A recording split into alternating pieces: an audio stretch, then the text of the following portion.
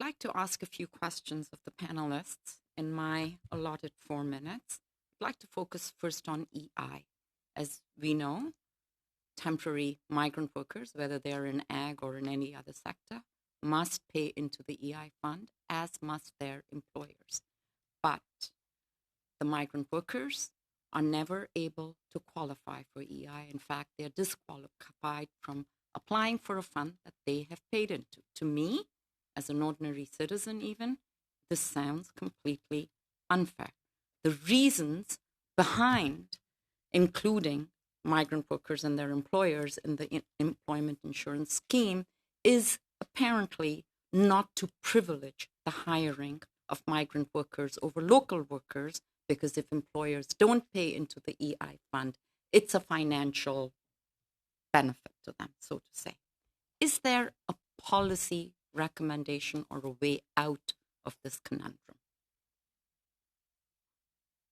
I see Professor Weiler nodding her head. Mr. Johnston, perhaps you both could weigh in? Certainly, yes. Well, I'll say at the centerpiece, full access to the employment insurance program that workers are already paying into is the fundamental policy recommendation. And that is something that would make a huge difference for a large number of workers, particularly in terms of access to special parental benefits. And when we see climate-related extreme weather events, as we saw in British Columbia, where workers all of a sudden lost their jobs and really needed access to employment insurance. My colleague Leah Vosko has specific expertise on this topic, so I'll invite Leah to add any core points and then perhaps pass it over to Mr. Johnstone.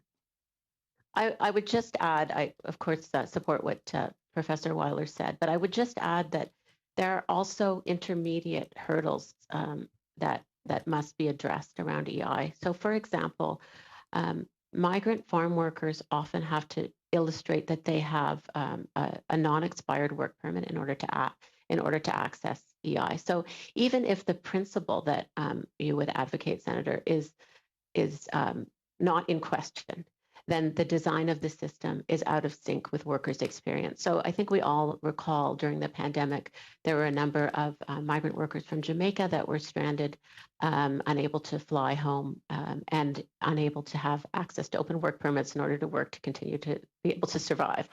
So that was a deficiency, a disjunct between the way the policy is designed. But policy needs to be redesigned such that, as Professor Weiler underscores, it applies at a formal level to migrant workers, and then it needs to be the application needs to be meaningful such that when they return home, as the first senator mentioned, many people have come for 20, 30 years.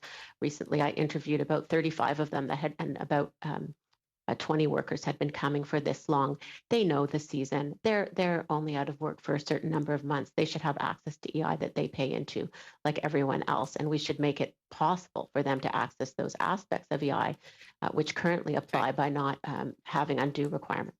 Thank you. And one of the bugs in the system is clearly that you have to be available in Canada to look for work. And if they are tied to an employer, they're not available to look for work. So we go back to the question, is an open sector work permit a more modernized way of doing things? I'm sure we've all been watching soccer in FIFA in Qatar. They have a kafala system which ties migrant workers to an employer. Ours is not much different from the sounds of it. Thank you, colleagues. Senator Bovey, second round.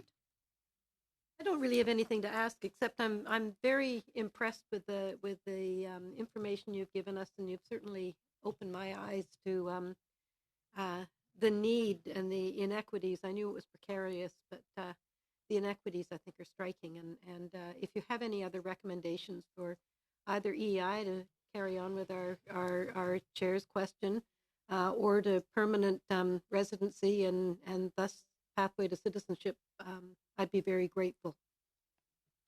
Thank you. May I quickly follow up with Ms. Vosko on unjust terminations of work which lead to repatriation?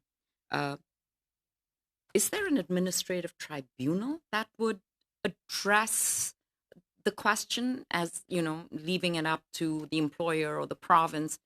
this is a systemic problem. Do we need a different kind of systemic solution outside of open sector work permits? I mean, Ms. Vosko.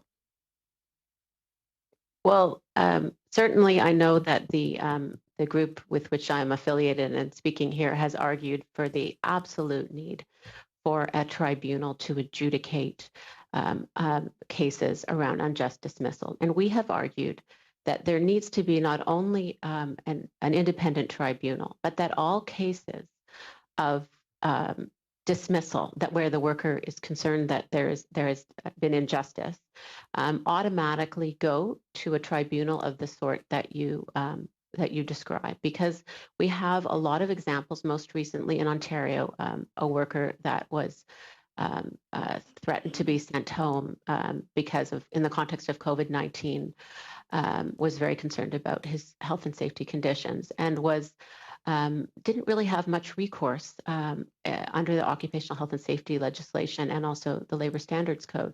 So we absolutely need a federal tribunal to review these cases. And I think in such instances, we have argued that it's very important that the burden of proof not be on the worker because of the vulnerabilities that workers face in this sort of situation. Thank you, Ms. Vosko. If you have anything more written about the federal tribunal, we'd be happy to look at